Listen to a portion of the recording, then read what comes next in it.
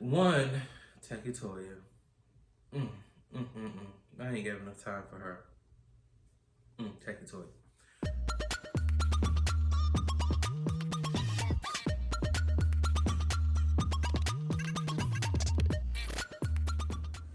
All right, let's go ahead and hop into it. Season 7 of Married to Medicine, episode 12. This episode was really good, like all the other episodes this season.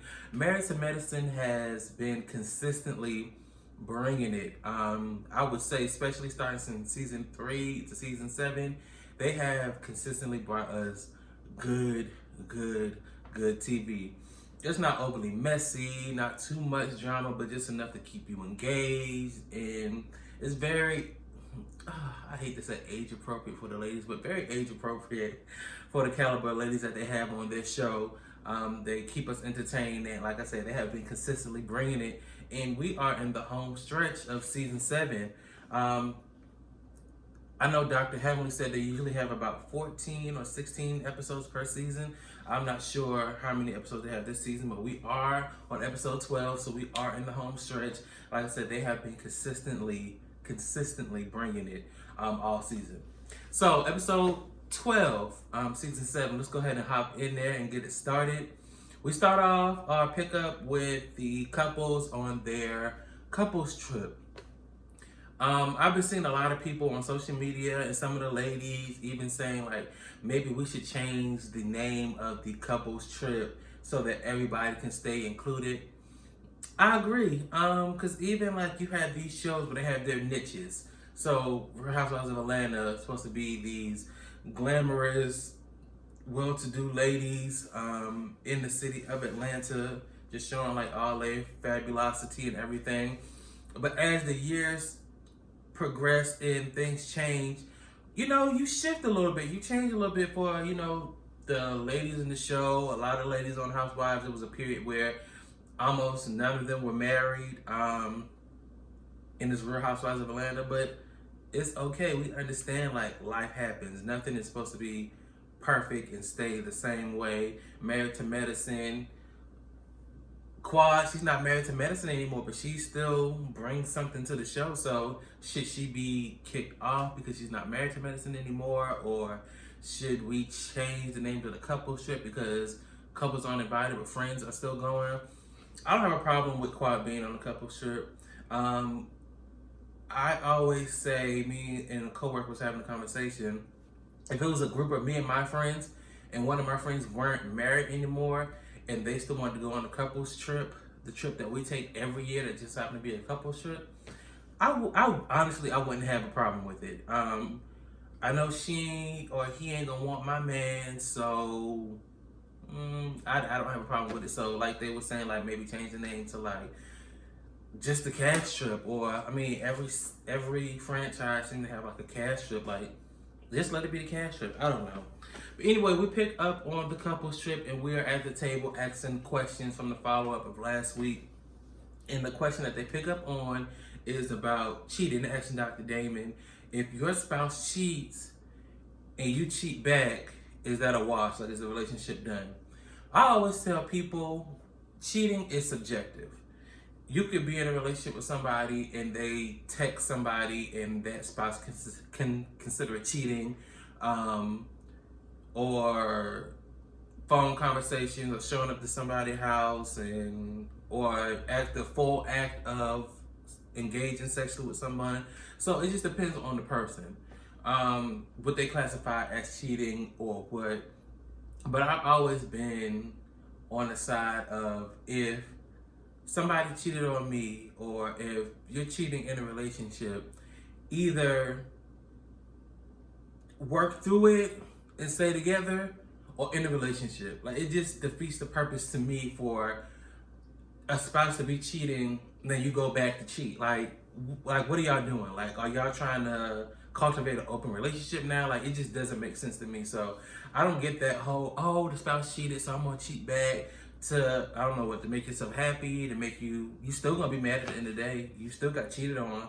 So I think that if a spouse cheats, just either work through it or just in the relationship. Like it doesn't make sense for both of y'all to go back and cheat, go back and forth cheating, because it's like, okay, so because you cheated back, is that the end of it, or now does this person go back and cheat back, and like, do we just keep playing tennis back and forth with cheating, or what we gonna do? Like, it makes no sense to me. And they asked a lot of good questions at that at the table with the couples, because it even provoked some conversation between me and my husband, not about cheating or anything, but about, the main one was the question about permission.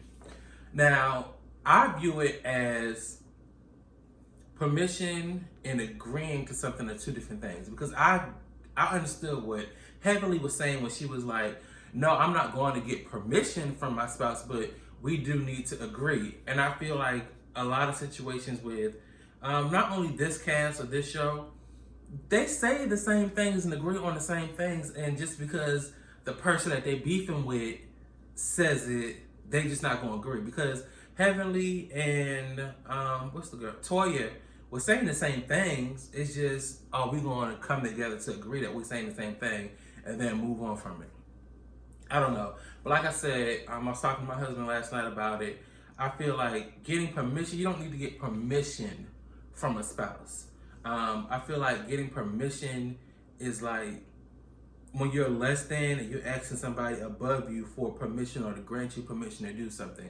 Now, I do agree that spouses need to agree on the career change or the job change or what have you. But me coming to you and saying, hey, I want to change my job. How do you feel about X, Y, Z? Is different to me than I'm coming to you like, can I get permission to change my job, or can I change my job? Because at the end of the day, it's like, you don't really need permission, but you need that spouse to agree.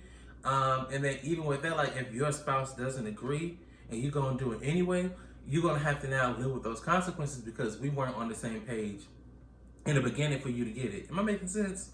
To me, I'm making sense. So this is my video. So I'm just playing. But no, drop down in the comments and tell me what you guys think about like permission versus agreeing for a spouse. And the conversation really stemmed around jobs. So I was also telling my husband, changing a job and changing a career are two different things. Like, I work primarily in social services. I have my degree in social work. I always had a social service position. So if I wanted to go now and work in the food industry, that's a little different than me going from a nonprofit social service agency to a state social service agency, because I'm still in the same arena, still in the same career. I feel like changing career is a bigger conversation than changing jobs. And I say all the time because when Contessa was saying, oh, Scott has changed positions plenty of time without consulting me. Now, he's not right for changing the jobs. But Contessa, what you're doing is something a little different. And I feel like Contessa is a little hard on Scott when it comes to him now saying, I need additional support, because what I once thought was what I wanted or agreed to is not really what I agreed to. So it's like, yeah, I want you to go to school. Yeah, I agree. You know, if you want to change your career path a little bit, that's fine. Let's do it. We're gonna work through it. And then we get 8 months, 10 months in, and it's just like, this is just not working. Like Scott said, he never told Contessa to leave.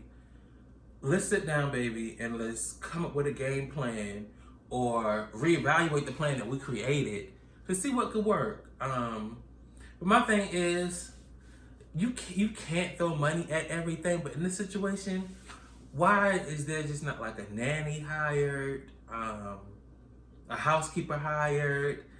I just feel like Scott and Contessa are creating problems that don't need to be created. Like, and I'm not trying to sound mean, but Contessa, why do you got to go to school in Nashville?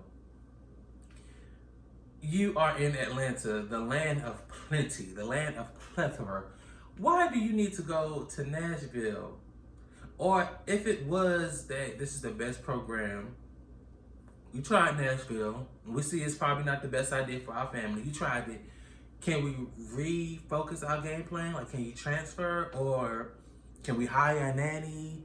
Can we hire a housekeeper? I'm like, y'all are away in Mexico, and Scott's sister's there.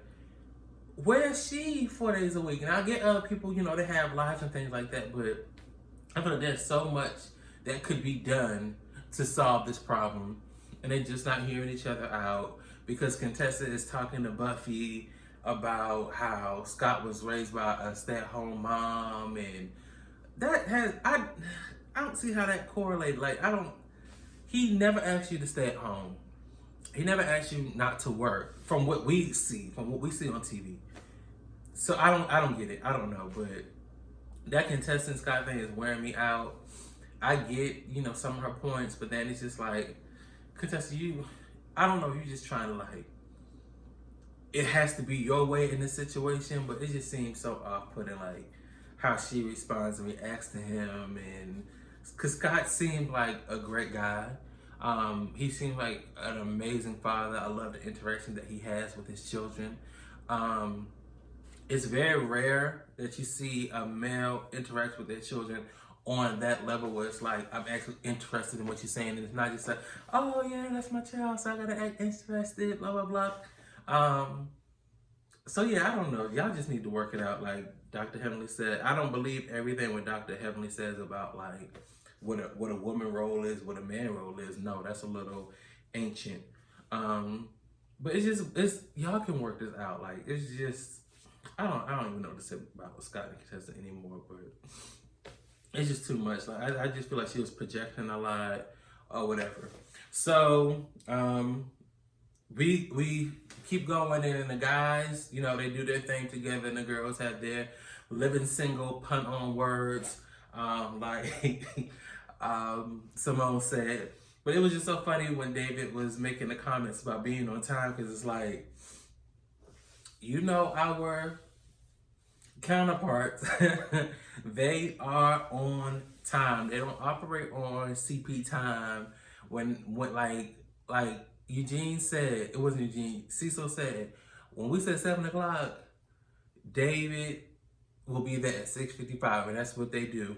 David's gonna be is gonna be that mean when you show up on time and you end up being part of the setup crew, because it's in them. They can't help it, and it's in us. We can't help it. We can't be on time.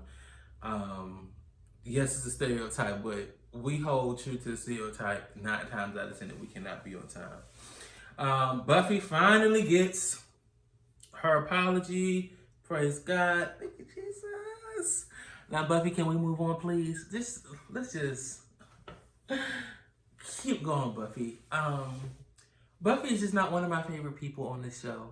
She's just not. I'm going to go ahead and say that and throw that out. Dr. Jackie was wrong in her apology to Buffy. I will say that, and I love me some Dr. Jackie, but she was absolutely wrong in the way that she apologized to Buffy. That apology was half-assed. It was nasty. It was short. That just wasn't a good apology. So I'm glad that Dr. Jackie apologized to Buffy the correct way. Now, whether it was, I know I need to keep my image a certain way, so I'm gonna go ahead and give this girl her apology, or whether it was genuine. I felt it was a genuine with a little slight of, let me go back and correct it. But either way, you got your apology. Dr. Jackie, yes, she shouldn't have brought it up. I don't think that she was trying to be malicious. I don't think that she was trying to be nasty or spread the girl business or take away from her story. I don't think that at all. Dr. Jackie was really, I feel like, trying to find a way to connect with Buffy, and this went left field. And you got Mariah in her ear, and then Toya, Tacky Toya. She is still Tacky Toya. I don't care how big her closet is, how many labels she got in her closet. She is still Tacky Toya. It will always be Tacky Toya. So the guys, they flash to the guys again. They're at the bar right before dinner. And is it me, or does it seem like Dave, the new husband, he's a white guy. He's married to Buffy. She's a black. Is she an anesthesiologist? What type of doctor is Buffy? Somebody remind me in the comments. I'm not trying to be shady. I don't know. I know that her husband is a psychiatrist, but I don't know what type of medicine that Buffy practices. Somebody let me know down below. But Dave, Buffy's husband, seems to fit in better than Aiden. I don't know if it's because I don't like Mariah, and well, I wouldn't say I don't like Mariah. I don't like the persona that she tries to put out there like this. I can't even explain it. She's just so tiring. So she's like very tiring to be around. I don't know if it's that, but Dave seems to fit in way better than Aiden fit in with the fellas. He was just like his banter was more natural. It seems like when the guys interact with Aiden, it's like, oh, you're here, so I don't want to be rude to you, but I really don't care to talk to you. But yeah, I like how Dave is incorporated with the group. So we need to just work on Buffy, and maybe I'll stick around if we can get Buffy on board to act like Dave, real cool, calm, and collected. And I love how Dave, when they were at the table, simple, straightforward, to the point. I know the women are going to be women, but I'm going to defend my wife, period.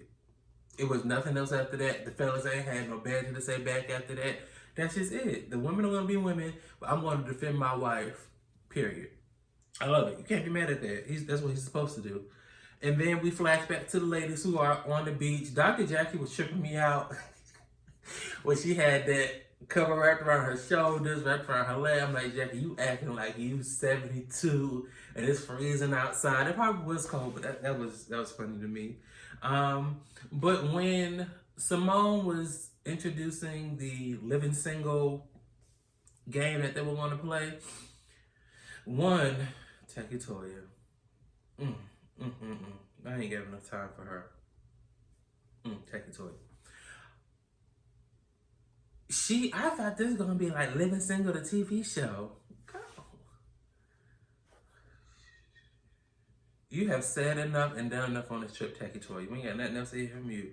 But was it me, or did it seem like Quad was so disinterested when they were explaining what the ladies were going to be doing that night? Quad was just like, oh, this for me? Like, oh, y'all could have kept this. Like, I don't need it. She just seemed like she was not here for it. And then it flashed to Mariah. She's draining. That's it. She's draining. But no, on a serious note, her eating that whole time. They're trying to play the game and introduce the game. Mariah was not here for it. Her eating that whole time while they was playing and introducing the game was a whole mood. I'm not mad at you, girl. Go ahead and eat. So now to the meat and potatoes. So the main event, which is going to spark some interesting conversations and watch Dr. Heavenly act a plum fool. The guys go to a strip club after dinner. When they pulled up to the strip club and Curtis was like, there's naked women here. He like, I ain't supposed to be here. I done got in trouble enough. I ain't supposed to be here. I know naked women. Somebody need to take me home. I ain't going in. Curtis was like, y'all ain't about to get me in trouble again. I just got my wife back good. Y'all ain't about to get me in trouble. But the strip club wasn't all that to me. Like, I mean, I know that, I'm not into women like that. I think they're beautiful creatures. I think women are beautiful. Love the way a real good put together sister is, presents herself and walks around and all that stuff. But they bodies wasn't nothing, like flat booties everywhere, and not knocking like natural bodies or anything like that, but it was just nothing that like I don't know. I don't know. It was just like, this is it. This is. So I wonder if Dr. Heavenly like saw this footage back and be like, oh, I ain't worried about that look. It was just like, oh, this is it. Y'all could have. I guess that's the best they could find in Mexico, or I don't know. But that strip club was a mess. But did y'all notice when they were in the strip club?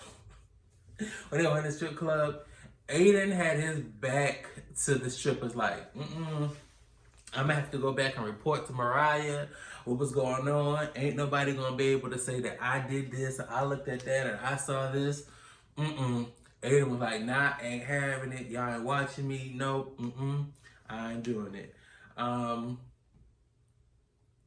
then, so the guys, they have a good time. The ladies, go back to the room or whatever. They go to sleep.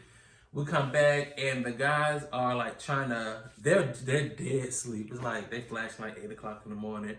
All the ladies are up doing this, doing that, and they flashing all the guys sleeping. And then that's when Heavenly and Dr. Damon have the exchange.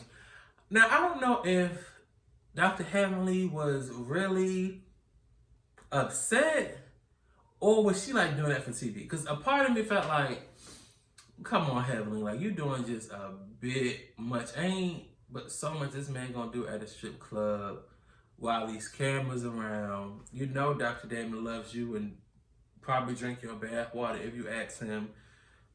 I did not get like why she was so upset. I could be like, so you didn't tell me y'all went to strip club, you didn't text me, you didn't say anything, and then you didn't get home till 3 o'clock in the morning. All that I get. For her, and I don't like the bitches putting their ass in my man's face. I don't even like no bitch looking at my man. That was very off-putting. And Dr. Heavenly's my girl. It was just like, chill, Heavenly. You doing just a little bit too much. And of course, lo and behold, they flash to Aiden telling Mariah what happened. Curtis was like, oh, I don't know. Eugene, he's like, oh, we was at the strip club. Hit Aiden. They've done it. He has to report everything. Which, I guess him and Mariah have a great relationship and they talk about everything. But it's like some stuff like, oh my God, Aiden is like that one kid in school that you can't do anything around because they're gonna go home and tell their mom, and the mom will call the teacher, and just everybody's in trouble. It was just a mess. But yeah, I don't know if Dr. Heavenly was putting on I don't know. She just seemed to be very off-putting, but that was Married to Medicine, season 7, episode 12. Like I said, it was a really good episode. I enjoyed it like I always enjoy Married to Medicine. They always bring it. They always have great episodes and great content. But that is it for me. Y'all make sure that you like, comment, and subscribe. Please, please, please, let's create some banter on this video. So anything that you want to say, anything you want clarity around, and help me out with what Buffy does. Like, what kind of dog is she? Again, no shade. I just can't remember. But make sure you like, comment, and subscribe. Send your friends over, because tell them Zay said so. Peace. Love y'all.